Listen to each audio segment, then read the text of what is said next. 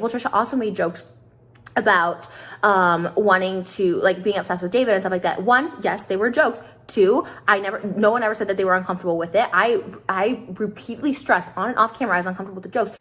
And it's also like, you've made jokes about having sex with David. And I stopped months ago when you told me, I even asked her, said, does it make you uncomfortable? You're like, no, it's fine. You even said that on the podcast. You're like, it's fine, it doesn't bother me. But I know it does, so I stopped. And I haven't made jokes probably since last year about it. There was not any recent jokes about it, because I know it bothers you, even though you said it doesn't. So I stopped. Those are wrong. Stop talking about David. He hates when I talk about Vlogstar members. It's not cool. Yeah. Why wouldn't? Of course I do. I think anybody would. I wouldn't care.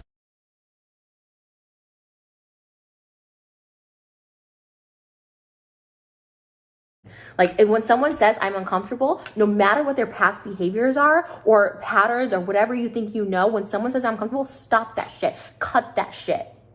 Apologize, own up, and grow from that shit. Don't be excusing this behavior. That's fucking disgusting.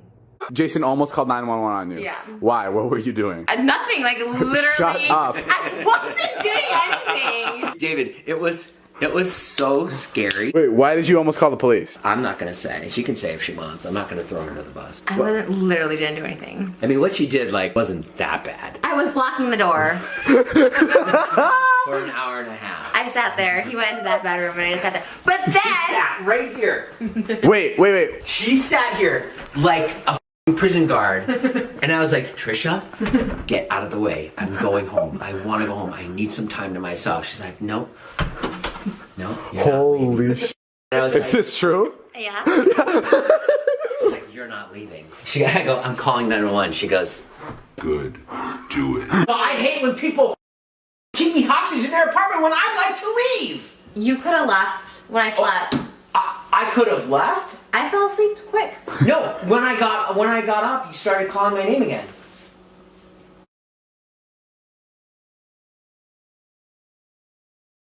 What really bothers me about this is that they're, like, allowing, and I love Ela and Ethan, and they're actually, like, debating and stuff like that, but to allow, like, someone on their staff kind of, like, try and defend, like, someone's abuser.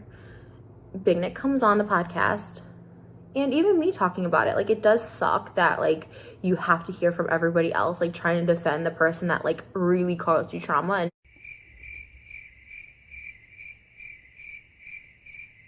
the reason Jason blocked me was, like, the night I was, like, on meth and stuff, so I kind of didn't want to, like, involve him so much.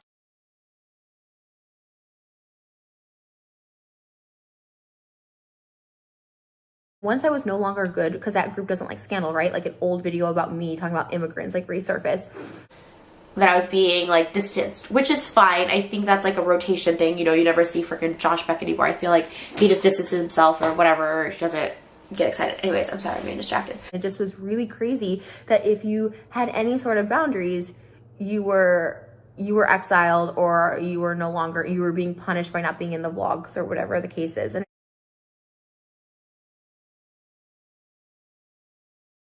And you think I'm butthurt because I'm not a part of that group? I think I took myself out of that group and the relationship with Jason, who's also a fucking cuck. That night at the hospital, I went to the mental hospital. He made Jason cut me off, and I never heard from him again. He never was like, are you okay? After I got out of the hospital, nothing. Just cut me off. Said no one can talk to Trisha. No one's allowed to talk about her.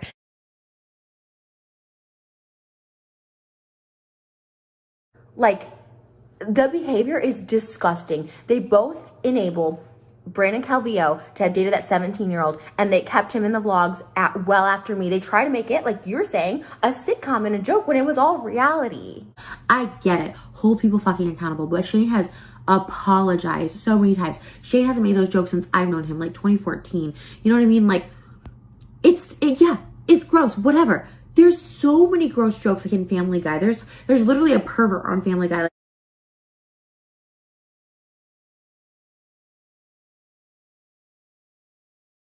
Because they do not take accountability for their shitty behavior, even through this pandemic.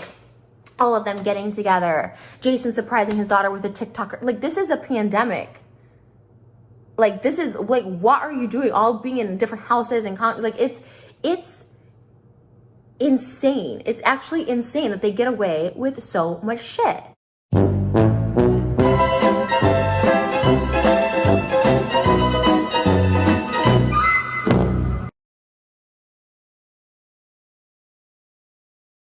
I think they need this. Like, me calling out Jason collabing with underage TikTokers for a video is inappropriate.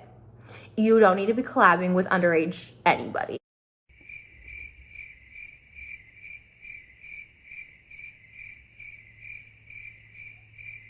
I mean, there's nothing wrong with like filming with someone underage, I don't think.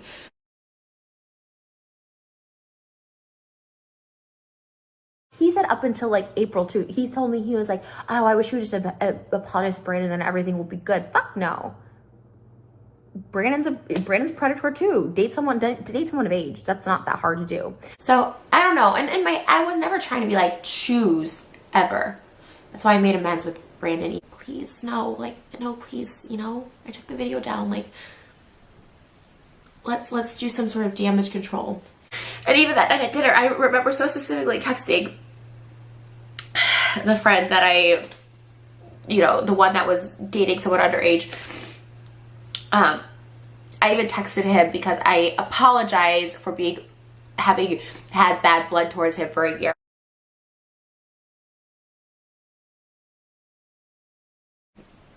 I thought I had every right to react to a situation that was being put on the internet about me. All these videos made me look so stupid. Jason saying he wanted a threesome and stuff like that. Like, it just made me look dumb. And people in the comments said it, and it's so stupid to even like worry about that. But for me, I was embarrassed. So just to clarify that. So it wasn't like, oh no. It was actually, if anything, it was a slip in that video. Like, I had cut in that video something else. And I was trying to leave other like relationships out of it, like something that I either could approve or whatever the case is, or just something that didn't have to do with my point in that video.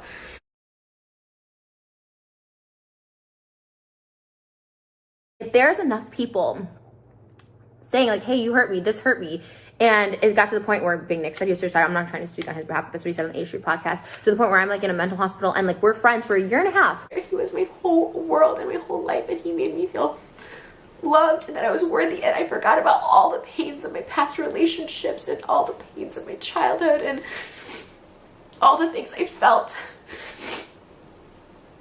And he fixed that. But now that this was gone, that's the problem. Once something's gone that you are so heavily dependent on, you're gonna crumble and crack, and that's what happened to me.